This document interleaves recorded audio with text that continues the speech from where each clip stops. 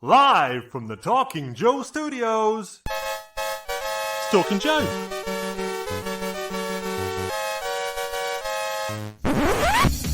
Talking Joe is on the air. Hey, hey, hey!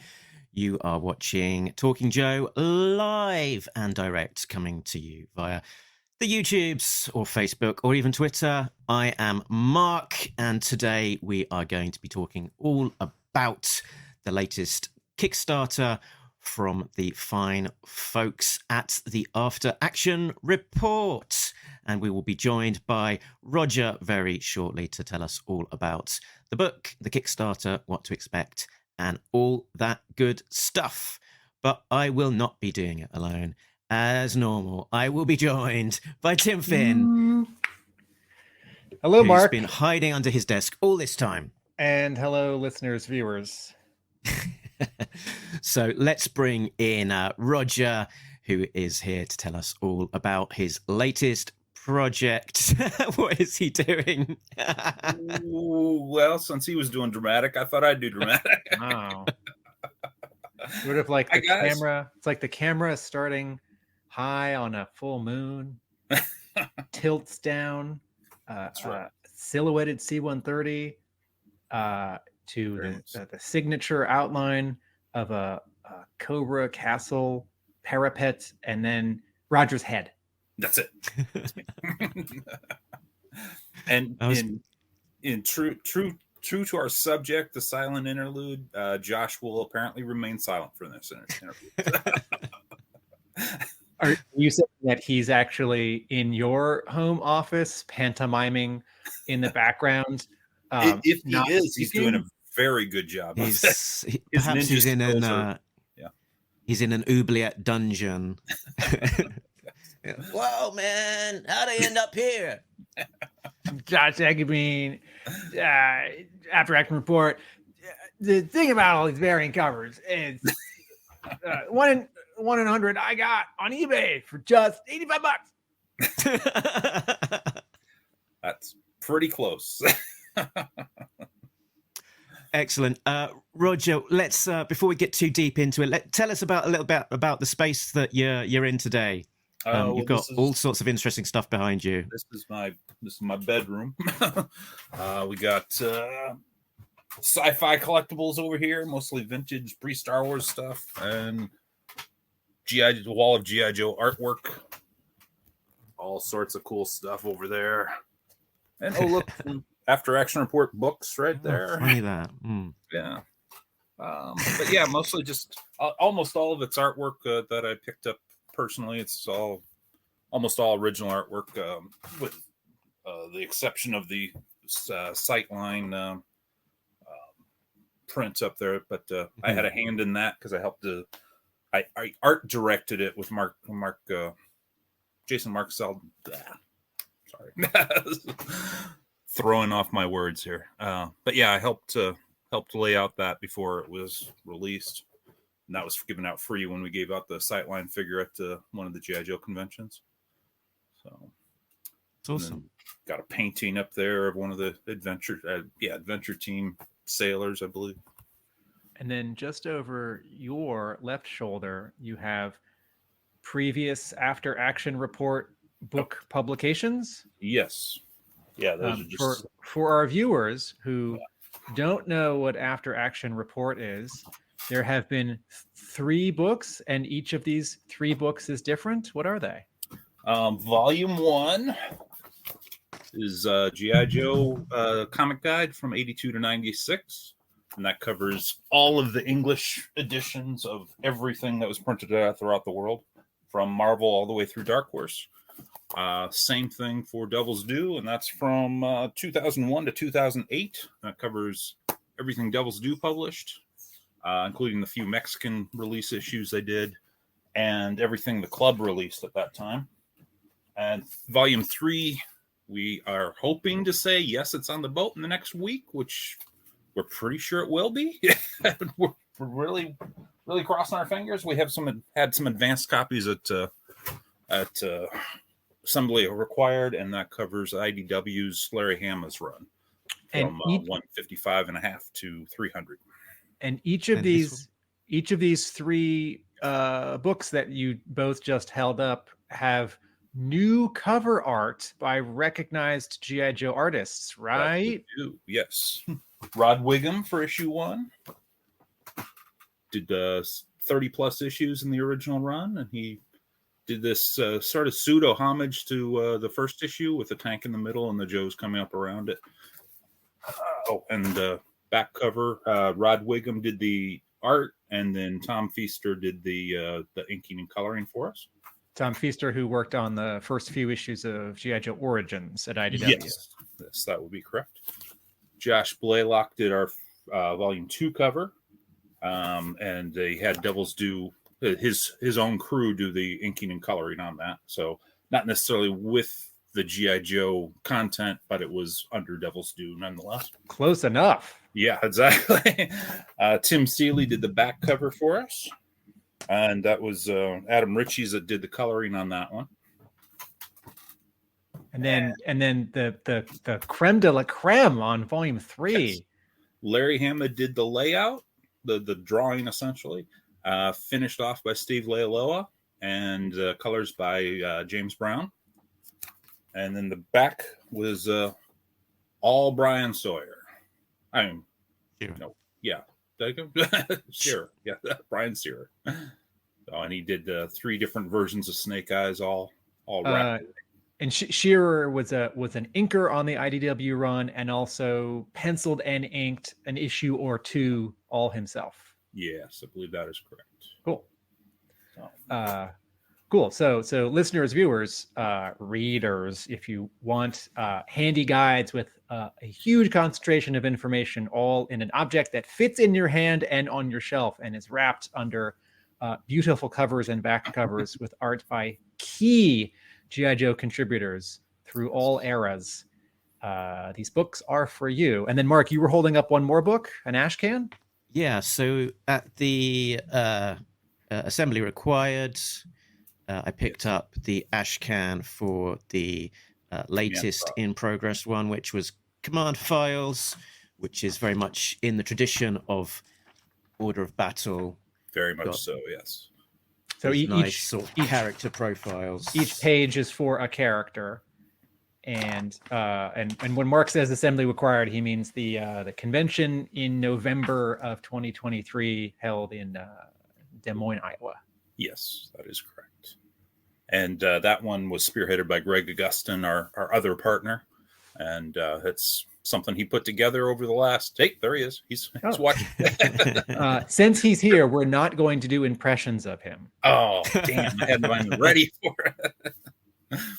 No, I'm doing one. I'm wearing a hat. Yeah, hey, close. There you go. It's a step in the right direction.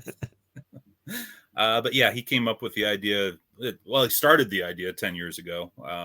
Really, I think he's gone back to childhood with his idea, and just wanted a guide to cover all the more advanced character details that weren't quite stated in the file cards, a little more militaristic, and get down to the brass tacks of how they actually would function in real military. And that's what ended up. For me, the coolest thing about how this project has evolved is that you went out and commissioned some brand new art. So there's all of these great character shots new to the book. Yes, we got I think 33 new pieces of art for it. And most of the artists were directly involved with G.I. Joe at some point. Mark Pennington did several things, including the cover. And the cover's magnificent. It's got something like 26 characters on there. For new people, Mark Pennington has not worked on Joe Comics, but was a figure designer at Hasbro. That is correct. Around 86, 87. Yeah. I think he went up maybe into 88, right in around there. And then he inked X-Men on Andy Kubert. Hey, there you go. If one of our viewers, listeners, wants to order some of these books, Roger, where do they go? Currently, you can order volume 1 and 2 at afteractionreport.net. The Kickstarter that we're talking about today, the History of G.I. Joe number 21, that is currently on Kickstarter. We've got 12 more days left on it, and it is it's $793 over its goal, so it is going to be published. We'd like a few more people, but but we've got enough to print it now. So hopefully we'll reach a few stretch goals and get a few more things added to it. We've got stickers and dog tags, and we've had dog tags in the past, but this will be all new dog tag for this one if we reach that stretch goal. And Brian Sauer is doing the cover for us. He's in charge of Assembly Required, the convention we spoke of earlier. And in his minimalistic style, we're also using his character designs for stickers that we're going to include as a stretch goal.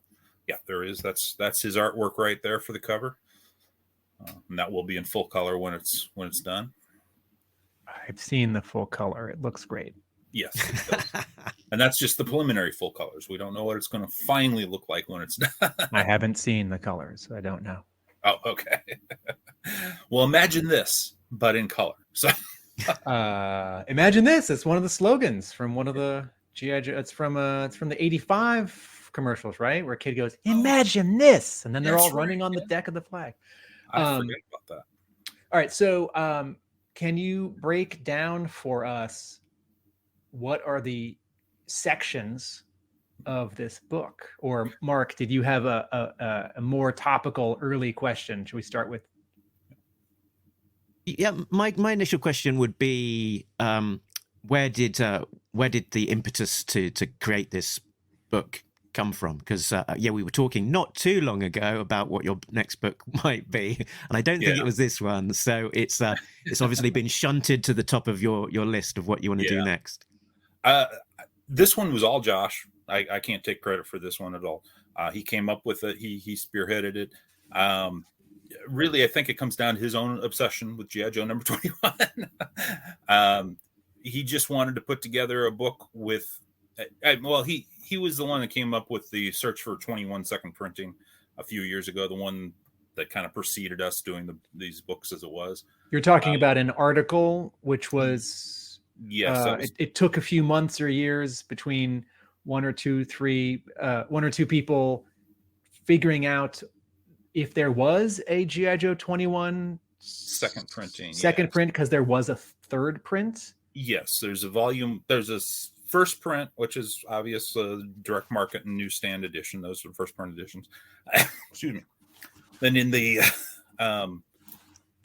comic book 3-packs, they did reprints in those multi-packs, and there is a G.I. Joe number 21 third print in there, but it's never really been firmly established where a second print would be. So the question is that a misprinted second print, or is there a second print in between 1 and 3? An earlier version of this essay has appeared in After Action Report, some of these guidebooks. Yeah, but we had that in volume 1. It originally appeared online at General's Joe's Reborn, and that was put out there and put out to the community to look through your long boxes and see what you can find, and see if you open your 21s and see if there is one that's marked second printing, or if there's one that looks like a third printing but has something different about it. If there's a different ad in it, or commonly, if you look at the bullpen listing in the middle of the book, it'll show you what comics are coming out that month. And if it doesn't have that issue of G.I. Joe listed, if you're holding a G.I. Joe 18 and it doesn't say G.I. Joe 18 in there, then it'll say like G.I. Joe number 32, and you'll have a reprint. And that'll be a good indicator that it's not the original printing. So if you can find one that has a different issue number in the bullpen, then that it would be the second printing, if we can find one that doesn't match the first or third printing. And so far, nobody's actually found that. But in volume 3, Tommy Hazelton did some more research based on our initial article, and he found a lot more information about it. And we published an article by him about his conclusions as to why there is or isn't a volume 2, a second printing. So part of this new book about issue 21 is this essay. Mm-hmm. What else can readers find upcoming? Josh scoured the internet for every possible reference to 21, and he's essentially assembled it into an appendix of everything that is known about it. We've condensed it down into every statement that Larry's ever made about it, everything Jim Shooter's ever said about it, and then we've referenced the book itself in terms of what's been reprinted, what's been homaged. So we'll have the silent issue from Deadpool. That'll be referenced in there. All the homage covers to it that have been done in either parody or just straight homage, those are all referenced in there in the same way that we've done the other books. But it is just a few pages, since there's nowhere near as many comics that are covered under that umbrella. We have articles about the impact of the book on pop culture and industry professionals. Few people, Tim Seeley, Josh Blaylock, Adam Ritchie's, have all turned in short articles or statements about how they were influenced by the issue. So we'll get to a perspective on how much of an impact the book itself, being just one issue, has had on the comic industry as a whole. And that's kind of the goal that we're shooting for. Does that answer your question? It does. Good. And it's touted that there'll be an introduction by G.I. Joe podcaster, author, and comic shop owner Tim Finn. This sounds very exciting to me. I'm not sure where that came from, but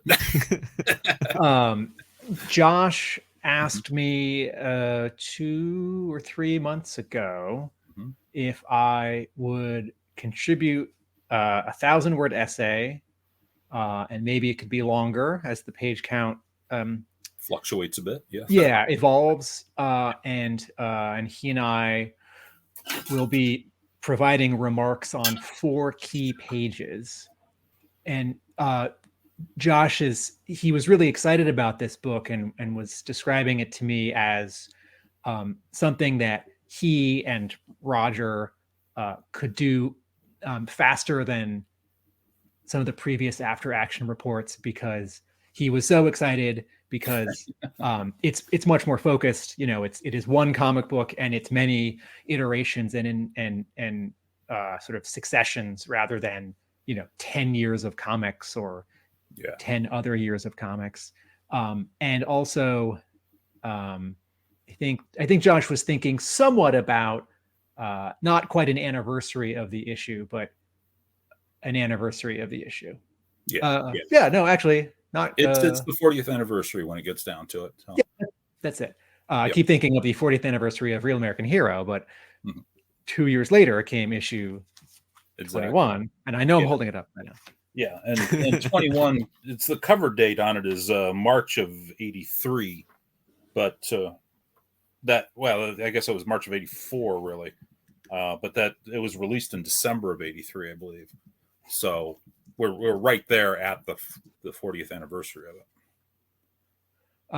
Yes, according to the internet, is telling me that it was released December 6th, 1983, and that its cover date. So I'm straddling 2 worlds here, listeners and viewers, because I am both interviewing Roger with Mark to ask about this book, and I am also sort of standing next to Roger to talk about being in this book. And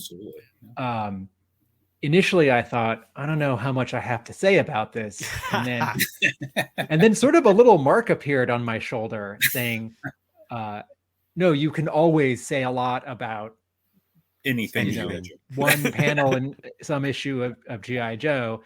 And I sort of thought, oh, maybe I just need to sort of talk it out, like while I'm doing the dishes, or brainstorm, as opposed to sit down and try and type an essay. And so I can fill 1,000 words on this. I can fill 2,000 words on this. I also don't want to overlap so much with other things that are showing up in the book. So you get a book, you get some nice collection of some famous Batman story, or the first year or two of Amazing Spider-Man, and there's an introduction by, you know, the writer who was there or the editor who was there or someone who's involved with that character now many, many years later. And sometimes that introduction is a really nice piece of fluff that's really just to sort of pat you on the back and say, isn't this all great? We're happy. And sometimes it's someone who's providing some commentary. Like, I remember when so-and-so pitched the idea and we knew that so-and-so wasn't going to work. And so exactly. I sort of wrote a longer version of this introduction and am now hacking away at it, but trying to offer a little perspective that is entertaining and also makes me look really smart. Yeah, and I like what you said about not overlapping, because that was one of my own issues with this book. While I was tying up the loose ends on volume 3 and command files, Josh didn't really have much to do, so he kind of put this book together on his own, almost in secret, and then kind of presented it whole cloth. You know, still needs a heavy edit and everything, but it's right there and practically done. And he's like, okay, now what do you want to write about it? And I'm like, what did you leave me? I mean, you pretty well covered everything. So, yeah, had to figure out what I was going to write about it. So yeah, I mean, it's a and we've got a great comment here, doing the job. I don't know how we'd pronounce this. Spant. Yeah. give me your best guesses, but S-Pan PT. Yeah, let's go for that. There you go. Span PT, maybe. Yeah. Okay. Sold. I just pledged, guys. That's fantastic stuff. So, yeah, Roger, what, you know, given the animated way in which Josh has thrown himself at this one, what is your main what have you found your main role being in terms of getting this all to come together? Primarily editing. That's really where I fall into this when it gets down to it. Josh tends to spew a lot of words on the page, and then I gotta correct his punctuation, things like that. So, but yeah, it's primarily editing and getting it reorganized a little bit. Beyond that, it was, like I said, almost presented to me whole cloth, and I don't really have much to add to it aside from my own article, but that'll be it. It's Josh's baby, and I'm just going to edit through it and see what we can clean up.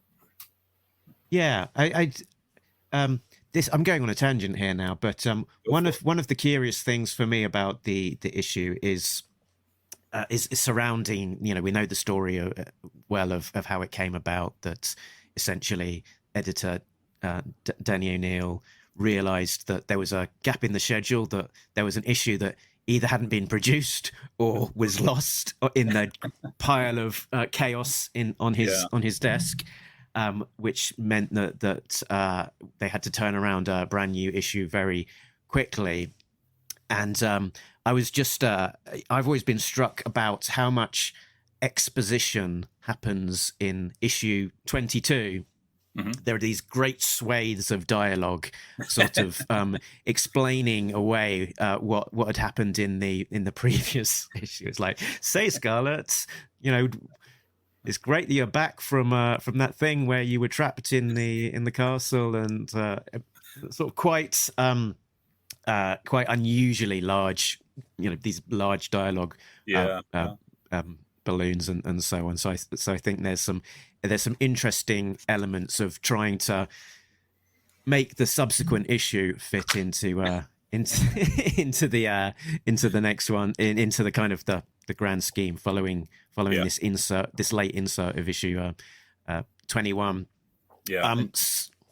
In terms of the story itself, it does seem kind of out of the blue, because suddenly Scarlet's captured and there's this white ninja running around. You know, where'd that come from? It's funny because it you know, there are two kinds of fill-in issues at Marvel in the 80s. There's the issue that's an inventory issue, where if the regular team is running behind, another team has produced a self-contained issue. Yeah. And sometimes that's kind of a tryout for a writer Yeah. or a penciler. And And interestingly, the one leading into it, issue 20, is one of those inventory issues. Which speaks to, you know, what a challenging book this was to keep on schedule because of, you know, a lot of characters, some scheduling of artists, approvals from Hasbro, and maybe lightly sort of trying to line up issues with toy releases. But more than lightly. right. Yeah, almost And slavishly. And then there's the kind of fill-in issue where the regular artist isn't available, and so someone else draws an issue. And sometimes, depending on the book, you sort of get the sense that perhaps the story for that Marvel comic is a little different than it might have been had the regular artist sort of been ready to start that issue at the regular time. And maybe what's happening here is the regular writer is writing a slightly different kind of story that can be self-contained. And then sort of with the next issue, as the regular artist sort of comes back into the rotation. And this reads like the latter in terms of this reads like both. It reads like this issue had been, I'm not saying this issue was made ahead of time. It was not. But to your point that sort of out of nowhere, Scarlet is already captured. That feels like either something that a different writer might do, like, oh, I'll just have one of the Joes captured, and then by the end, they're uncaptured. Or Larry's thinking, I need to start this in the middle so it's really exciting. Let's not have her get captured. She has been captured.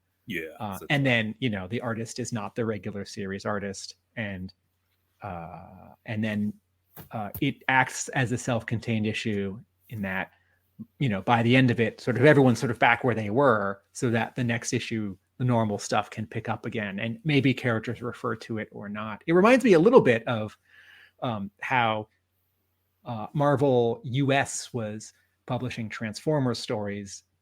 Those were getting published pretty quickly in the UK, and the UK would catch up with Marvel and then would need to create its own material to fill the next few issues of Transformers UK. And so the writer, Simon Furman, and artists there would make stories where they were just sort of guessing and hoping and like carefully using characters and scenarios. It's like, okay, if someone gets injured in the story, we'll have them back to normal by the end, because in a few weeks we might be republishing an American issue where this character does something and they need to be ready to go. Or we'll use some characters that are off to the side that don't get used in the American story.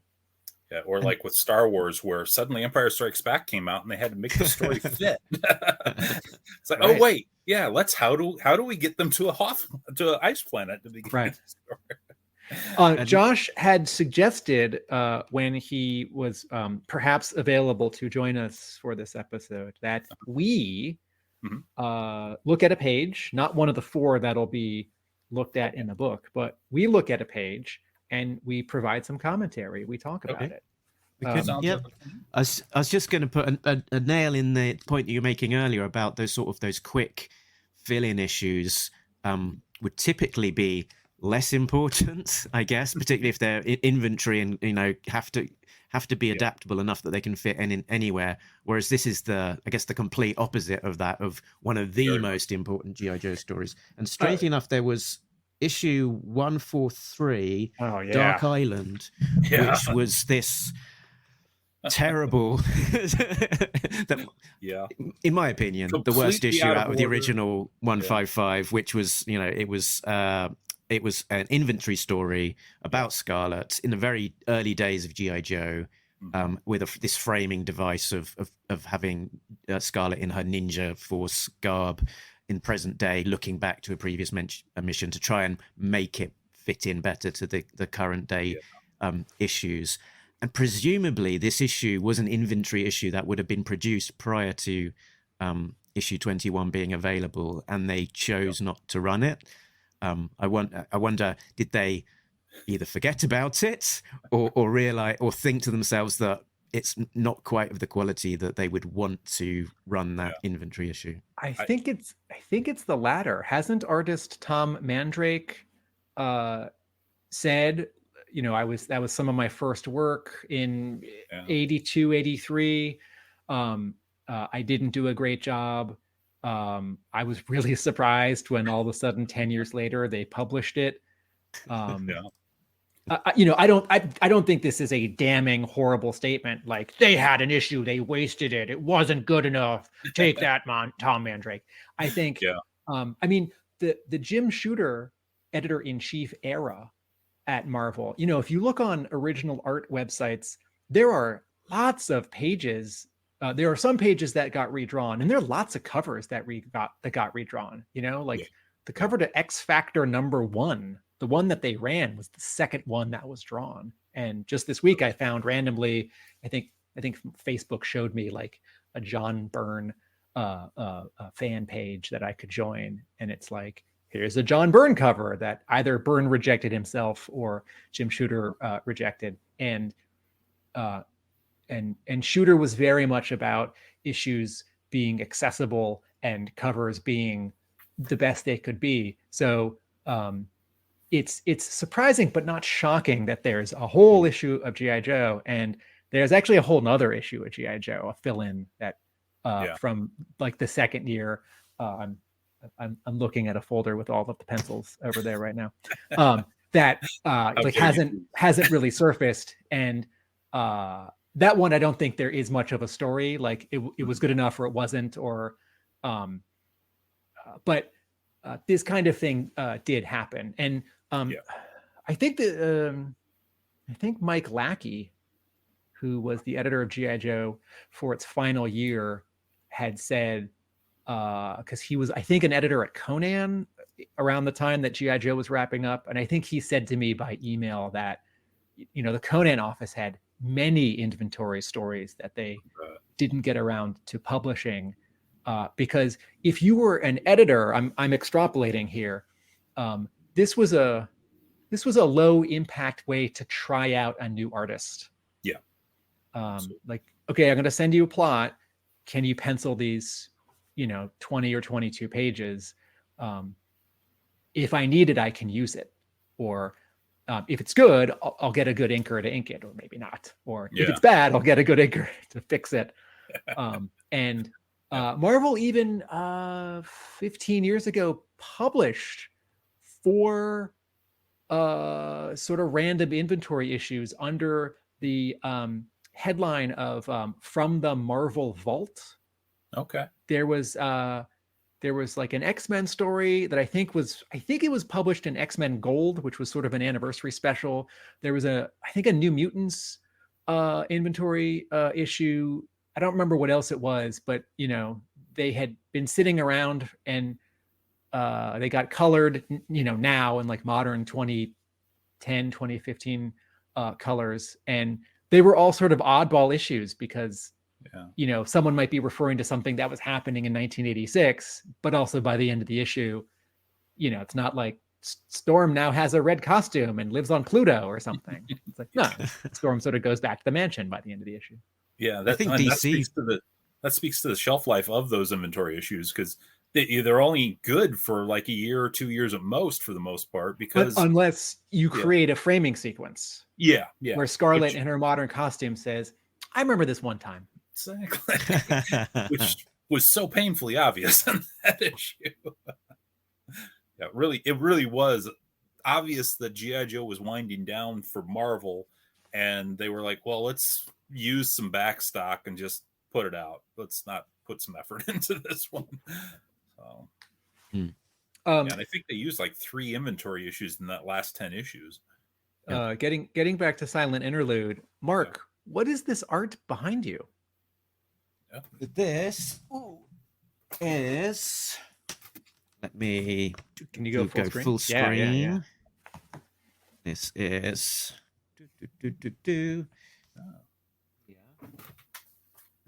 Lovely. Larry Hama sketch. The original pencil sketch on the left?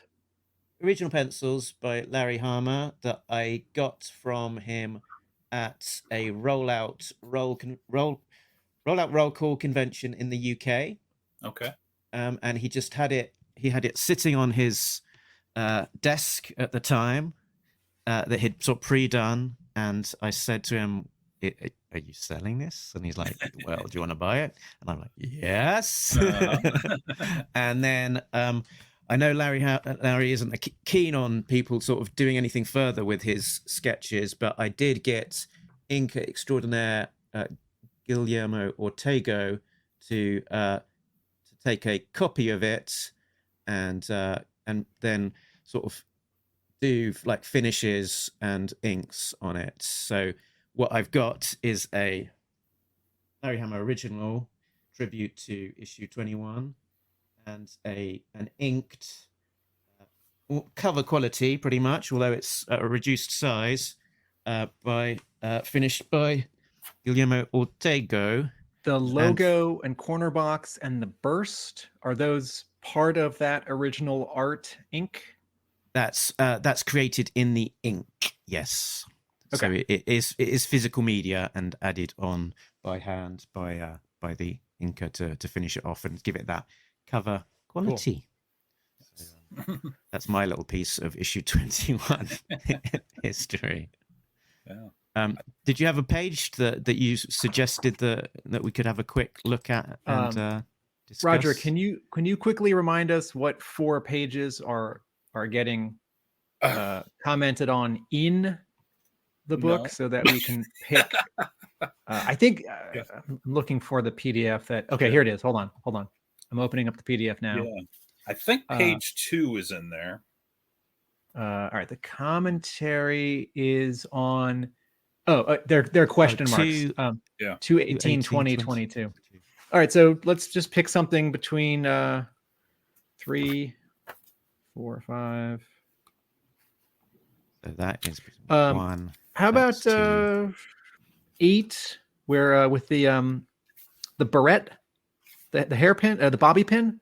Yeah. Okay. And 8, 9, 10. How about 11? Back outside with Snake Eyes versus the 2. Okay.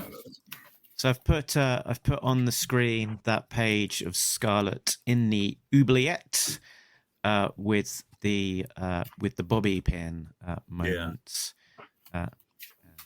Thanks, Jason, for your comments. Glad you're hanging out. When Hama spoke to my students in, I think it was 2012, and he read through Silent Interlude and talked about it, he got to this page and he said, I don't know if these are still used. People know what bobby pins are? Yeah. I believe they are still used.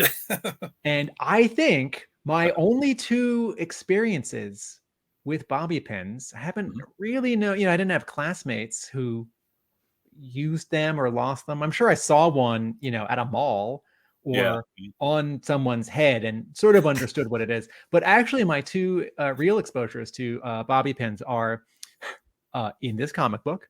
Okay. And in, I think it's 1957. I forget the year, but the Chuck Jones Bugs Bunny cartoon, Water Every Hair, which is a really awesome and strange cartoon where Bugs Bunny's asleep and it's raining and his home underground floods and the current sweeps him into a castle, a mad scientist's lair, and the big monster who's just sort of red hair and 2 sneakers, who Bugs is doing this bit where he's a hairdresser to distract the monster and down the hair. And his dialogue is something like, I can't believe how wonderful it. Bobby pins, please. And he and the monster like takes one and hands it to Bugs, and Bugs I think bites it and sort of bends it or opens it and then something like clamps the hair down. So as with a lot of actors and sort of cultural touch points, like I never knew who like the Marx Brothers were until much later, but I would see a cartoon character do a Groucho impression, or you see someone with the glasses with the nose and the mustache. So between G.I. Joe and Chuck Jones Looney Tune, You know what a bobby pin is. I know what a bobby pin is. It's vital if I'm going to get out of handcuffs. Yes, very much so. Mhm. But It seems sadly, like you it's have no almost a place to trope. hide one. Burn. So sometimes I let the beard go. Okay, fair enough. Fair enough. What would Mark? What would you like to say about this page? So I guess like any page from this issue, it's just about perfect. I'd say Pretty much we can say that that in terms of how this was prepared, that Larry has described that he would create almost like the panels first, the shape of the panels, and then figure out what's going to go in them next, and that kind of somewhat dictates the kind of the compositional approach that he takes. And we're seeing this real clarity of storytelling on the top. A sort of a long shot of Scarlett sort of reaching into her hair, a closer up of her face, that showing the bobby pin as a single panel, ultra clear. This is what's going on. No chance of it in confusion there. And then picking the lock before, and in that sequence, she's in the oubliette dungeon, which helps in terms of speed of drawing the thing, because there's no background in these panels. So it's when we're looking across these pages, it's a common theme. That some of the backgrounds have got clever shortcuts or sort of very simple. And then we've got Larry doing some sort of great perspective of Snake Eyes descending, again, long shots, action shots, and then interesting perspective angles looking up from below that trooper's chin as Snake Eyes is kind of descending down upon him. Yeah, and just like Larry's had said about the opening panel, with the establishing shot of the architecture, exactly where they're at throughout this whole sequence because of those angles, and you don't quite know where she is within it, but you can assume she's down in the basement, and where he's located is obvious right from the very first panel because he's climbing down the snake that's on the peak of it. Roger, you're comparing these bottom three panels to page 1. Yes, that is correct. Yeah. When I look at this page, I am struck by the symmetry of it. You can divide it up, down, or left, right, and the panels are symmetrical. I'm struck by how subtly and certainly inadvertently a couple of these pages start to look a little bit like the Arashikage symbol. Yeah, you kind of get that impression a little bit. And that was probably subconscious on his part. I don't think he was thinking along those lines yet. And I mean, we could pick several things that lots of comic book pages, if we're just looking at empty panels, start to look like. They look like flags, or they look like the ridges on a manhole cover. But I look at this page, and if you like to draw, and you like to draw sort of fun, flashy things like people or robots in action poses, you might not want to draw sort of everyday fiction stuff like chains and handcuffs. Like those are a drag, or bobby pins. But they're necessary for the story. yeah. I've said before, comics are the hardest thing to draw because you have to be able to do everything: perspective, anatomy, acting, action, horses, motorcycles, castles, skeletons, props, and all kinds of props. And if you just said to someone, draw a bobby pin, it's like, well, that's easy. It's not as hard as a skeleton. But I think there's architecture to it. There's so much embedded skill in Hama's drawing, in his penciling, not just his storytelling, because we get really properly hung up on his storytelling, his layout, his panel layout, his page layout, that sometimes I have to remind myself just how handsome this issue is. Mhm. At the same time, I recognize, and Hama has said this, he said, I don't draw in a flashy modern style. And Yeah. I think he's sort of implying he also wasn't doing it then.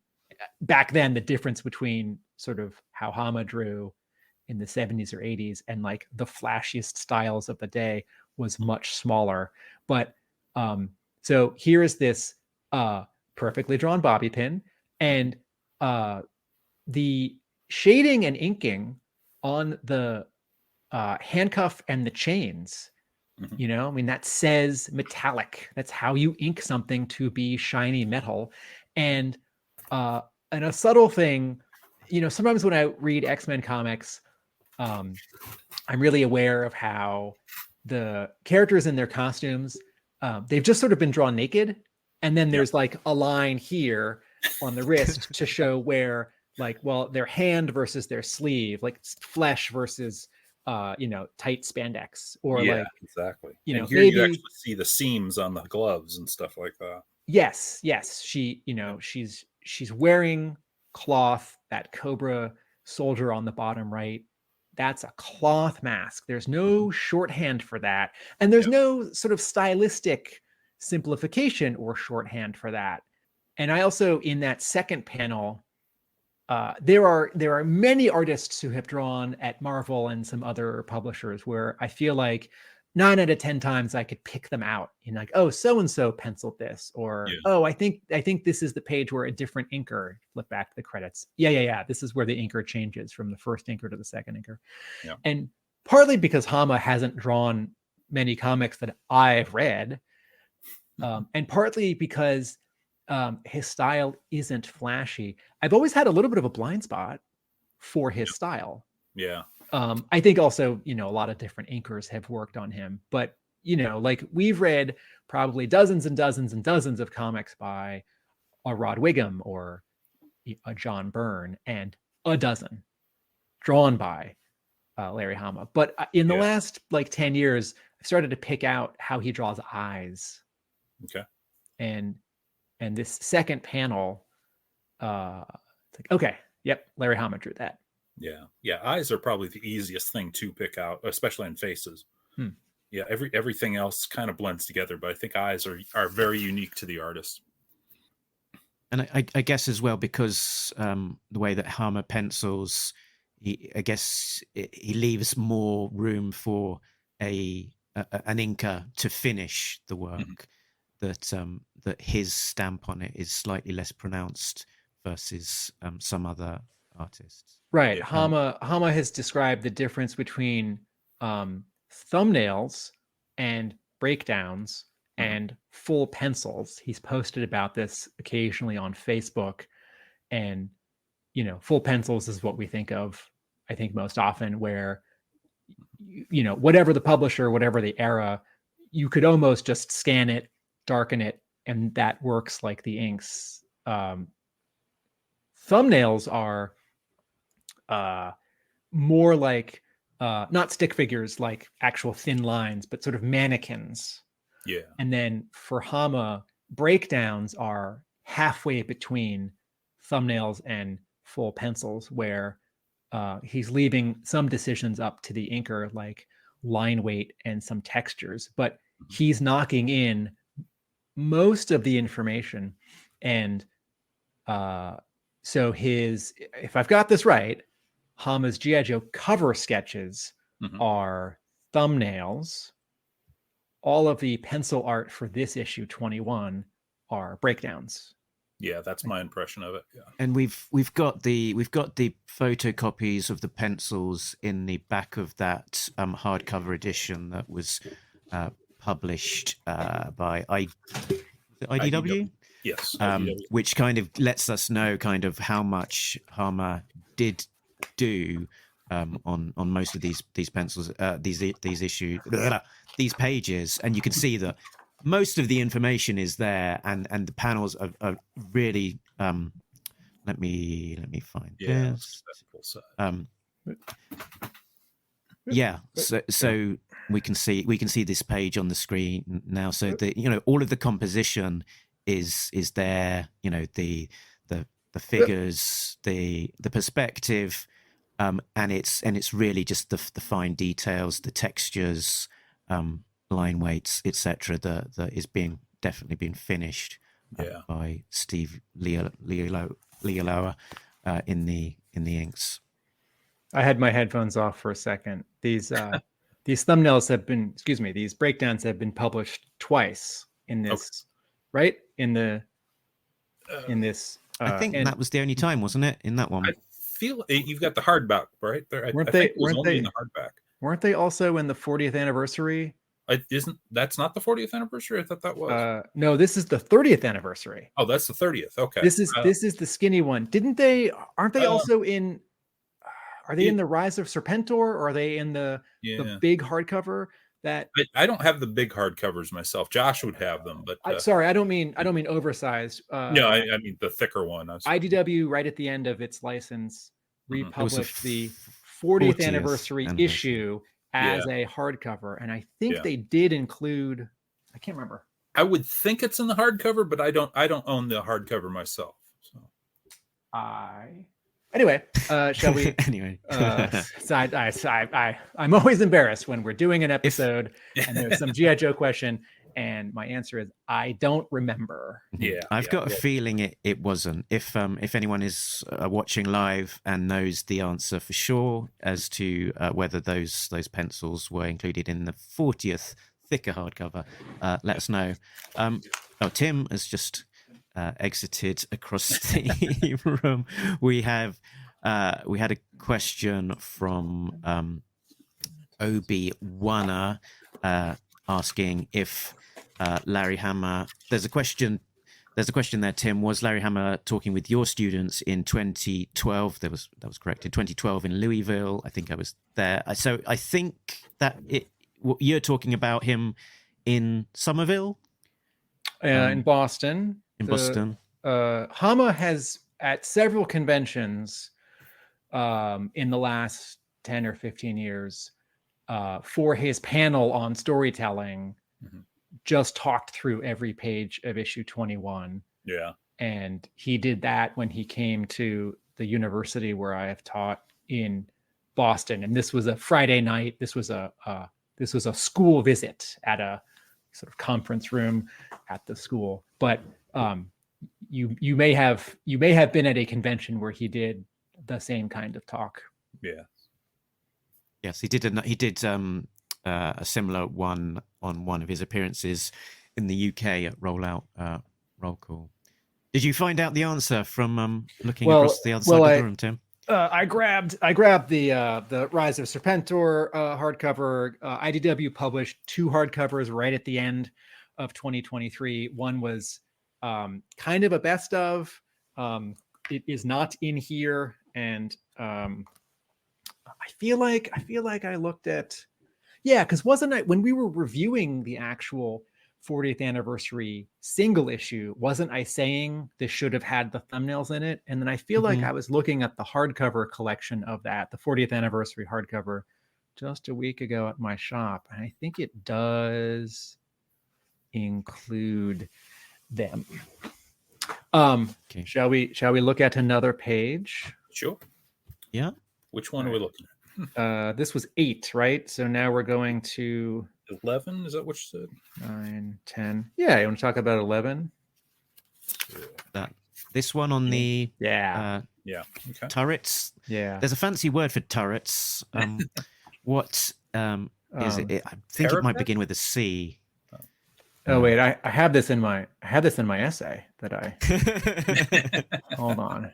Let me because Hama used the word because I was watching the video of him talking to my students. Anyway, it's okay. So my first impression when looking at the page is I'm actually really aware of the color and how much I appreciate old 4-color printing on newsprint. As nice as Digital Chameleon did on remastering this page. There's something richer about the original than there is about the reprint. Yeah.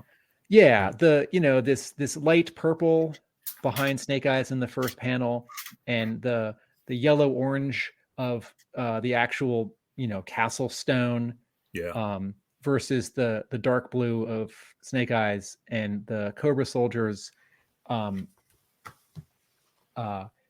There's all this variation in that orange, in that lavender, in that sort of magenta.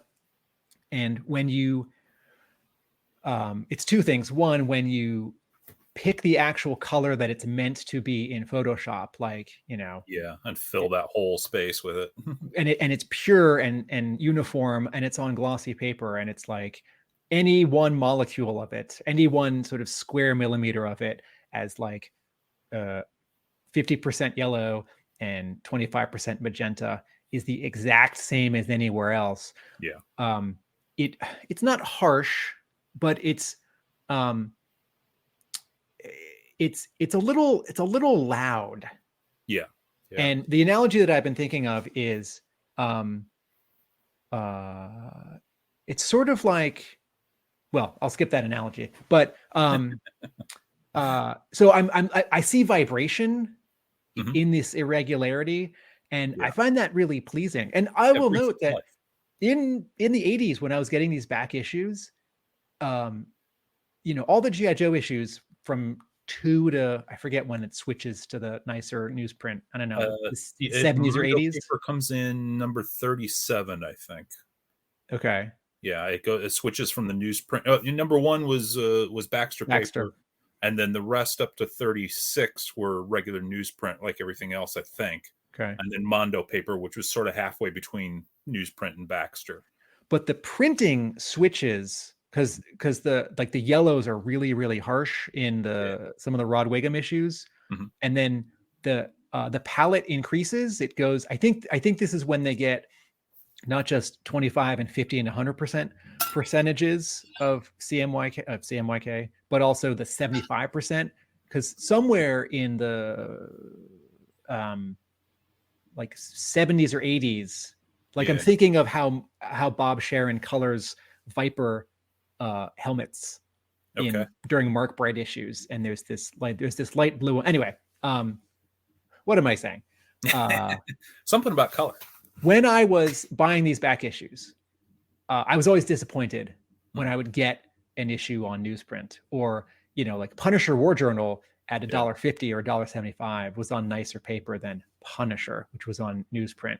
And now I totally appreciate, because the brightness of the white of the paper is not any brighter than the brightest yellow or brightest blue or brightest whatever. And on glossy paper, that white is harsh now. The white is harsh, and if a re-separator does 100% yellow, I think sort of the relative harshness goes up. It's sort of loud for my eye, and so I'm still talking about color. I haven't talked about composition or action or like drama. But what I really wanted to say was that the background color drops out in the fourth panel.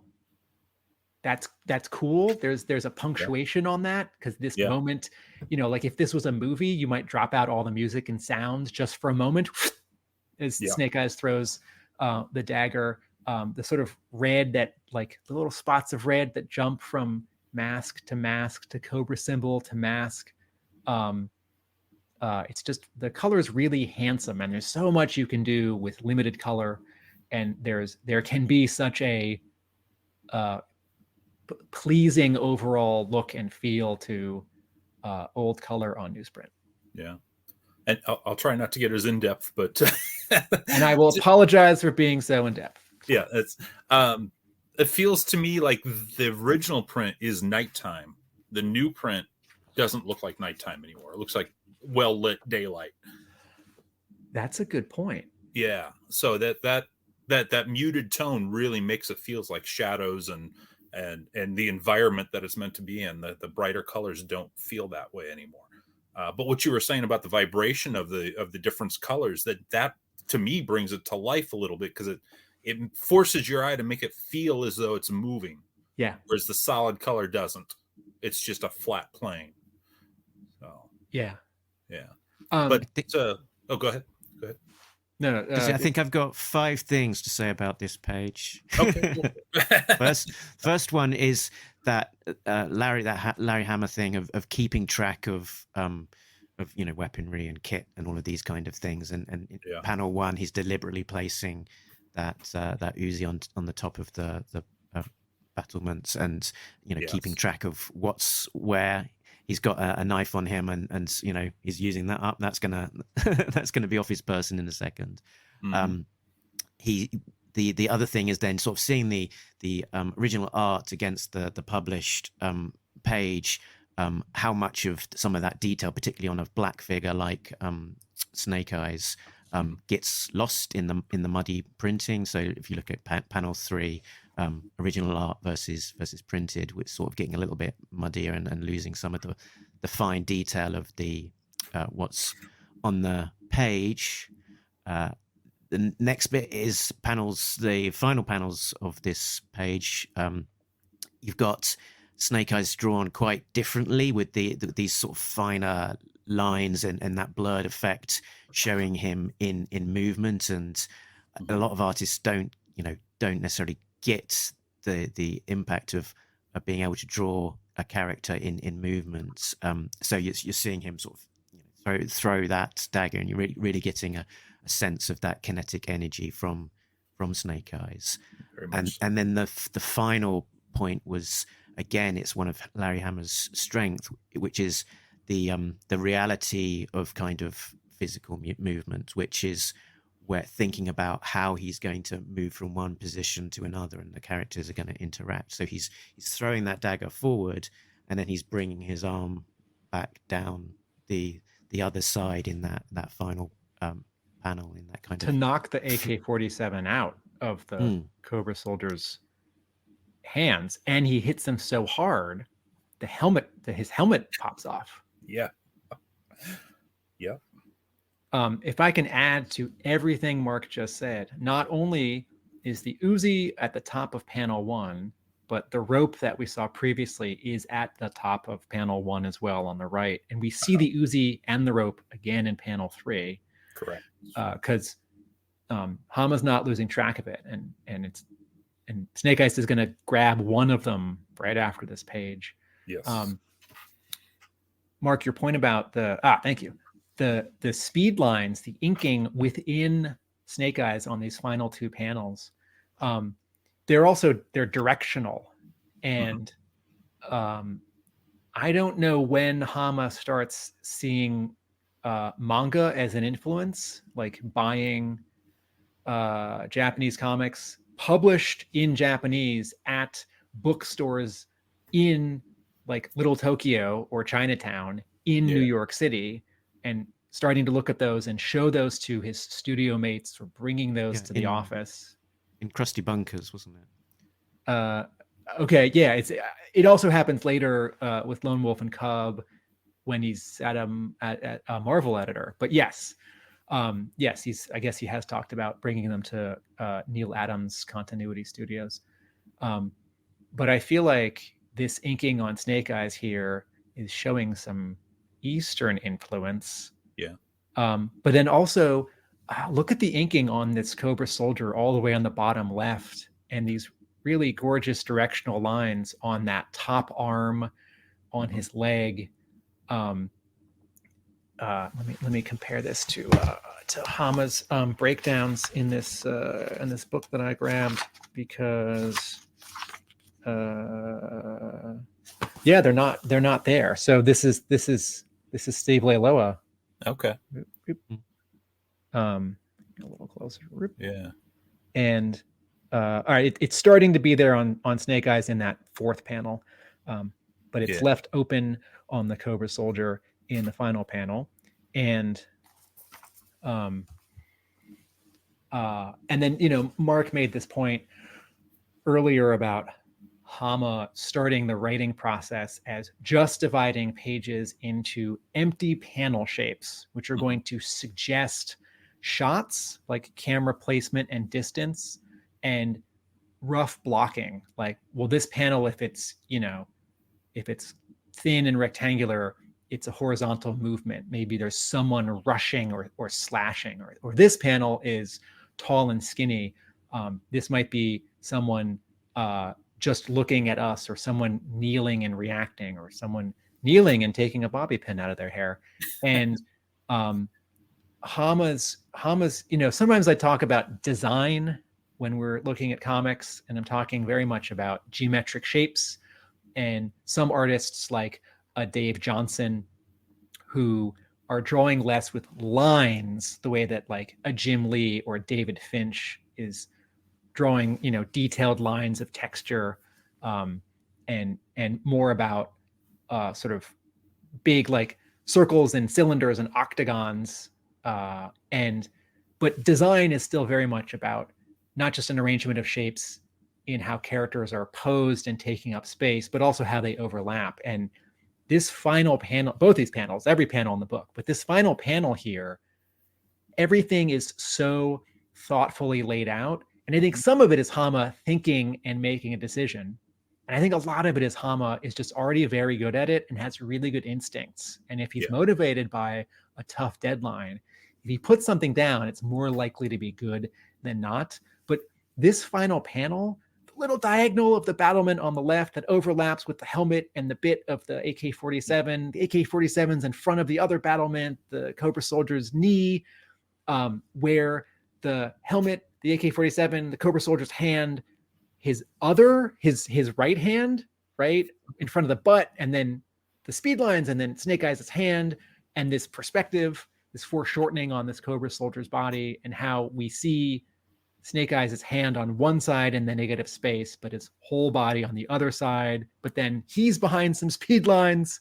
And then I could do this all over again for the other soldiers: hand, dagger, machine gun, belt pouch, torso, even down to the little bit of helmet that's all the way off the panel on the right side.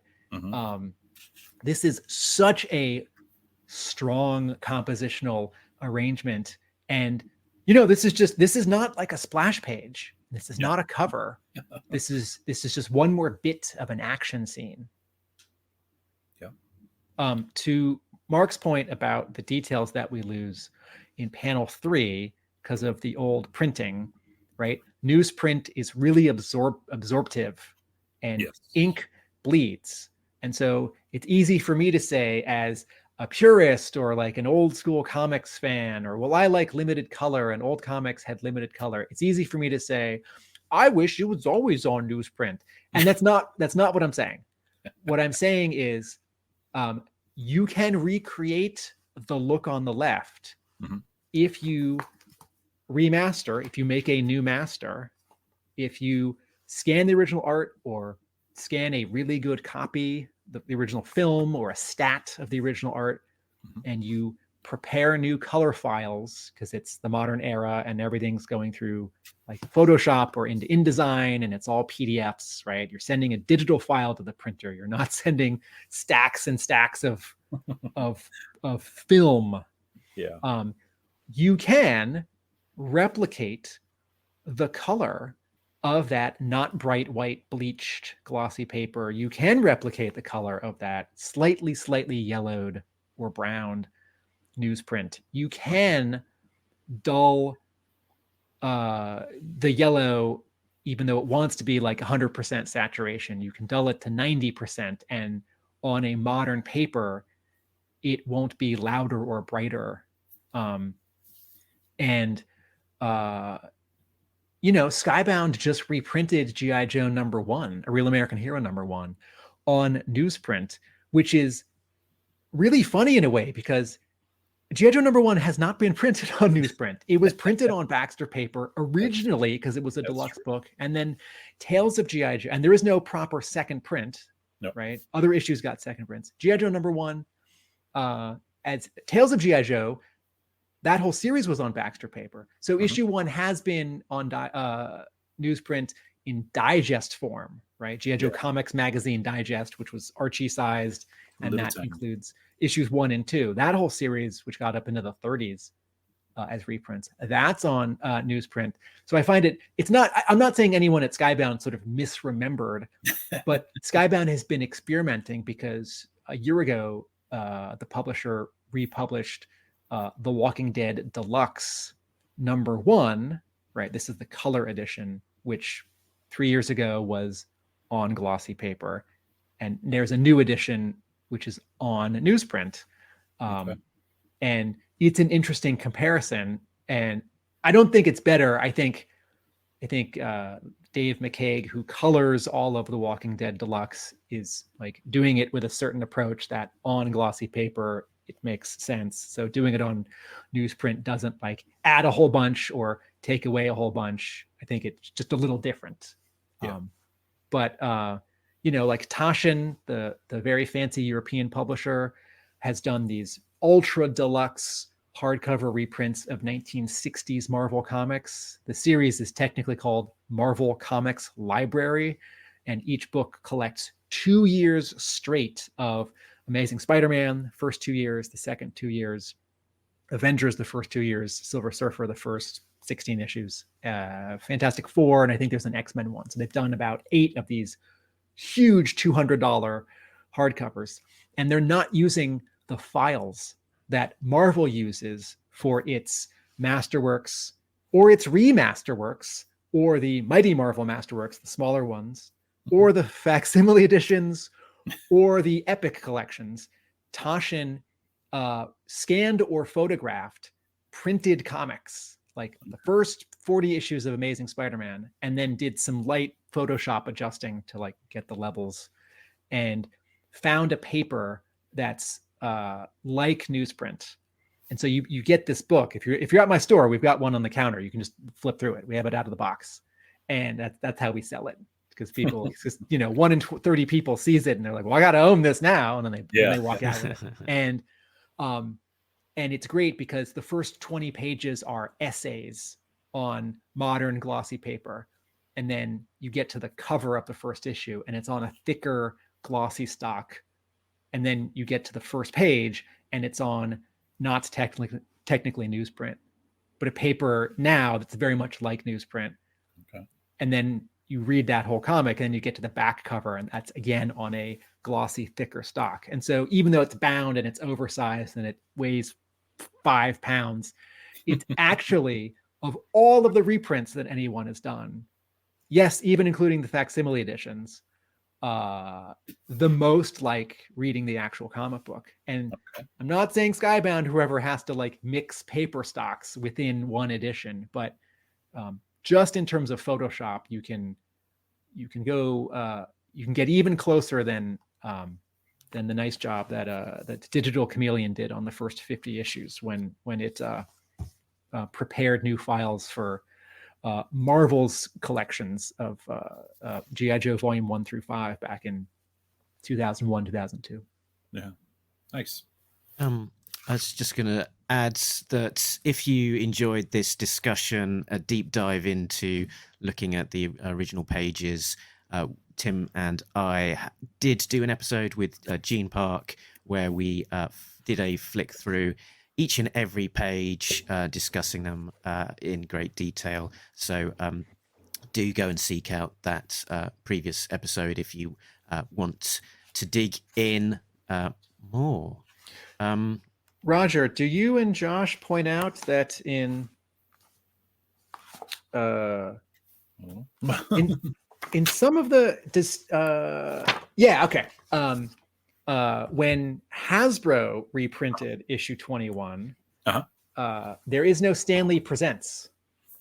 Yeah, that's true. All right. Yeah. When IDW reprinted it, at least in this 30th anniversary hardcover, It goes back. Yeah. And that's not a big deal. This is not controversy. Just interesting. I mean, now we've seen the previews for the McFarlane Toys. Are they going to be called Page Punchers? I believe they are Page Punchers. Yeah. Okay, so they're $15. It's a 2-pack. It's at 5 points of articulation. No, I think they're 3 or 4 points. I think. Okay. Yeah. And so Well, just maybe it's 5. Maybe it's Might be 5. 5 head, Yeah. arms, shoulders, legs. thighs. So it's going to come with 2 figures and 2 comic books. Yes. And so far, it seems to be kind of recent IDW issues. Yeah, I think all 4 of them are IDW issues. I know and- one of them was the annual with all the Crimson Guard on the cover. Right, 2012. Yeah. And you know, the files that IDW was printing, they say IDW on the cover, and you know, McFarlane Toys isn't gonna, you know, take that off, or they slightly move up, or they white out part of the corner box, the same way that when Skybound inevitably reprints the Marvel issues, the IDW issues, maybe the Devil's Due issues, you know, they will certainly take that out. So this Stan Lee thing is not interesting. It's just one more detail. Yeah. In a book filled with details about differences. What do you focus on when it gets down to it? Exactly. Let's remind viewers and listeners about this particular campaign. So we are talking about the history of G.I. Joe, A Real American Hero, issue 21, an after action report book. Yes, it is. That's the the full name. So if you just type in Google After Action Report 21, I think it will pop up. But it's also so it's search up optimization is working. What can people actually get in this campaign? Right now it is funded, so you'll get the book itself. Our next stretch goal is the set of prints, I believe. We've gone through several iterations of what order everything goes, so forgive me if I get it out of order. But the stretch goals will be a set of prints. That'll be all the front and back covers of all the books we've done up to this point. And I think 1 or 2 other things, like the map that's included in command files. I think we're including that one. We'll do a new dog tag for the next one. The Brian Sauer minimalist stickers is one of them. We might still try to get like Steve Lealoa or somebody else to do a cover if we reach, I think, 1,600, basically double where we're at now.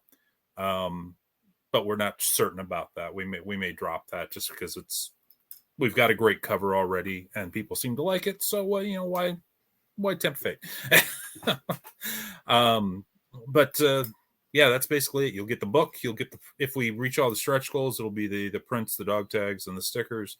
One of the things you can pledge towards is the fan love page. You can write 200 words on what G.I. Joe number 21 means to you, or how it impacted your life, or whatever you want to say about it in roughly 200 words. That is one of the options when you're purchasing the book and pledging towards it. And if someone has missed, Mhm. if someone has missed a previous after action report, it looks like they can add that on. Yes, you can order all the books on top of this as well, so you can get them all at once when they arrive. That should be about it. I'm not sure there's anything more. I think you can order them individually or as a set. I think we have both options. So. Yeah, and there's if you're new to the world of after action reports, it looks like there's an all-in $120, which gets you the 3 main books plus this new one. Yeah. So and the standard price for the latest one on its own, $35, and the extra is with your story included, where you can add in 200 words of your own, is a $50 option. Yes, and I believe that's almost tapped out. So if you want to say something about it, say it well now. done. When Josh Eggabeen first contacted me to be a small contributor to this book, I thought,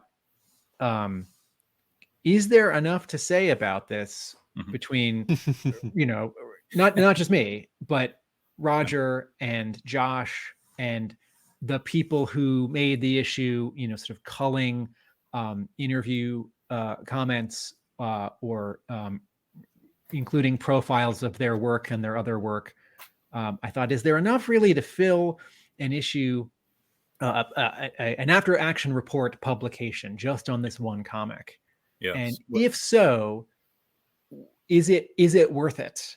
Yeah. And it didn't take me long to realize that Josh Eggebein and Roger Taft are the people to put this together. I feel not just like it's a nice idea, but also delighted to be able to contribute, to spend 1,000 words or maybe 2,000 on reflecting on this issue, and to collate all in one place the history of the issue, its significance, its legacy, its publication history, this article about the mystery of the second printing, and if not for what issue of G.I. Joe deserves how many pages is this? 40, right 40, now, 60? I think we're at 88 pages right now. I know it's right around 80 anyway. All right, I'm looking at my preview PDF and it goes up to 80. And I think we're at 88 right now. Celebrate just a little late. Celebrate the 40th anniversary of Silent Interlude with this really interesting book. Yeah. Well, if you're questioning whether or not there's enough to talk about, we've just talked for an hour and a half, basically on 2 pages. So I'm thinking we can fill a book. Most definitely. Thanks Roger, thanks Tim, and thanks to listeners for spending some time with us. Just a reminder, on the screen is afteractionreport.net. I think that is correct. That is so you just type in afteractionreport.net, return, and that will get you there, and that will get you links to all of the existing campaigns, plus also a link to the Kickstarter is there as well. So perfect. If you want more consistent updates, you can join our Facebook group, After Action Report. After Action Report G.I. Joe Comic Guide is the full name of it. So we post there almost daily. And I know that you've been thinking about what to do after this one as well, Roger. You've been I think this is public knowledge because you did a panel about it, but you've been talking about doing some merchandise books, which sound like it will be fascinating to see, because they're the wild world of G.I. Joe merchandising is something that's does definitely fascinate me. Yeah. Well, aside from this book, we've got 3 other books currently in the works, and Josh has taken the lead on the 2 international guidebooks, which is the comics that aren't printed in English. One will be the European comics, and the other will be everywhere else, Asia and South America, etc. I'm taking the lead with Dan Moore with the After Action Report Live the Adventure merchandise book. And that's going to be a hard one. It's going to be a very, very, very hard one.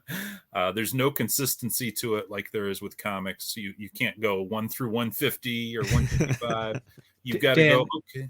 Dan Moore is a collector of paperwork and merchandise.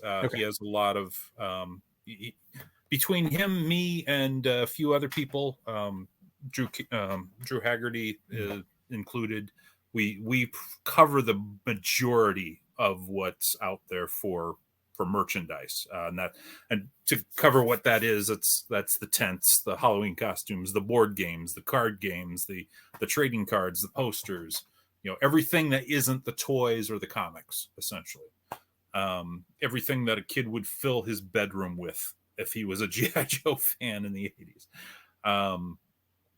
It's proving to be a very difficult book just to figure out how to even approach. There's no, we know how many issues of G.I. Joe comics there are. We have a pretty good idea how many reprints there are. So we've got that as fact, but how many different companies produce t-shirts? How many t-shirts do they make? What images were on those t-shirts? How do we define that? And that's it's going to be a very different book than the other books because it can't be complete no matter how we approach it. It has to be just sort of a taste of what's out there.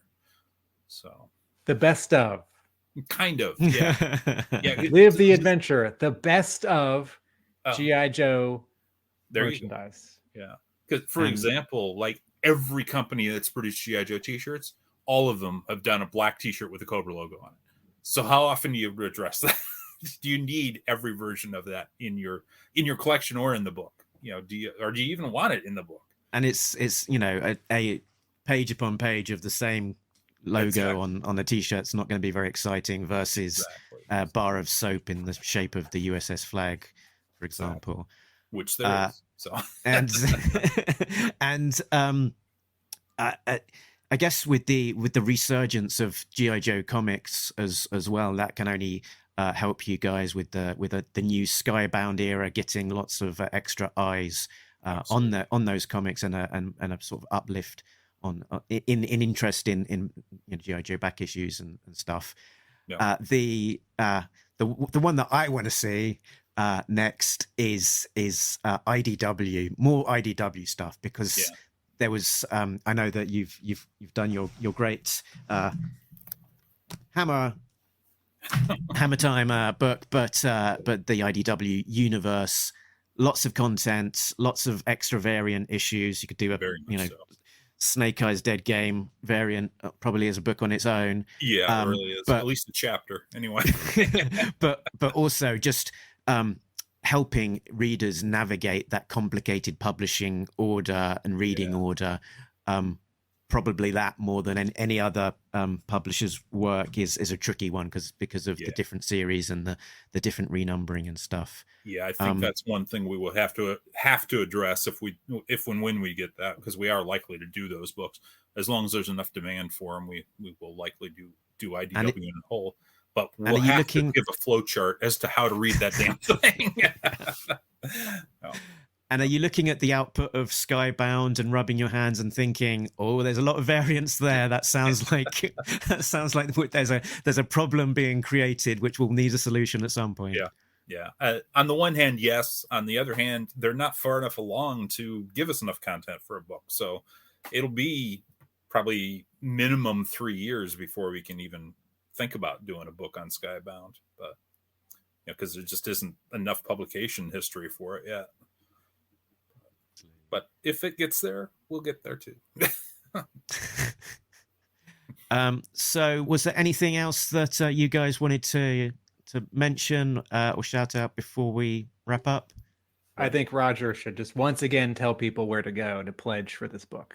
Absolutely. Head over to Kickstarter. Just type in After Action Report or G.I. Joe 21. Either of those should get you there. I think both of them get there. Or any combination of those words will probably get you there. We've got 12 days left. We have funded, so it will be published. You will get the book if you pledge. But readers and listeners, if you just heard or saw Roger say 12 days left, it might be many fewer than that. By the time you watch you watch or listen to this. So can you just remind us, what is the cutoff dates? I believe it is March 8th, I think, is the final day. I'm pretty sure that's it. March 8th should be right. So that's from today. That's just under 2 weeks. So Friday, March the 8th. Yes, that's correct. So get your bids in. Get your bids. get your pledges in. If you want to bid on it, great. I mean, we don't mind getting a little more for it. But get your pledges in, and you will get a book. Unlike our previous books, where we only were about halfway through the physical book when we kickstarted, this one's like 90% done already. Really, it just needs editing at this point. The other books, we actually had to finish them and then edit them and then get them published. This time, we're planning on sending the book to the printer on April 1st. So just a little over a month from now. If that's the case, we should have them. Cross your fingers, because who knows what's going to happen, but we should have them by Joe Fest of this summer. So. And Tim, where can people find you when you are not talking about 40-year-old silent books? With my creative partners in New York, they run a YouTube page with video essays on TV and film, which is at Atomic Abe. My brick and mortar comic book shop is just outside Boston, Hub Comics, and I write about G.I. Joe at arealamericanbook.com. Excellent stuff. And if you are new to... Yeah, I didn't realize you were at Atomic Abe. Because my shop was Atomic Age Artifacts. YouTube. Oh, right. We have this overlap. YouTube.com/@Atomic Abe is the shortcut for the channel. Mark, where are you and we? We are at talkingjoe.uk. That is the website with links to all of the places where we are: Facebook, Twitter, links to all of our podcast, YouTube platforms, etc., and also to Patreon. Big thanks to all of our Patreon backers, as always, who get some early access and exclusive content. We are bringing you A Real American Hero issue 304 as the next episode that will be dropping on Thursday, the 29th of February, and those Patreon backers will have access to that as of today. So I think we are done, and that just leaves us to say that nobody beats Talking Joe, an international podcast. Yay! Laters.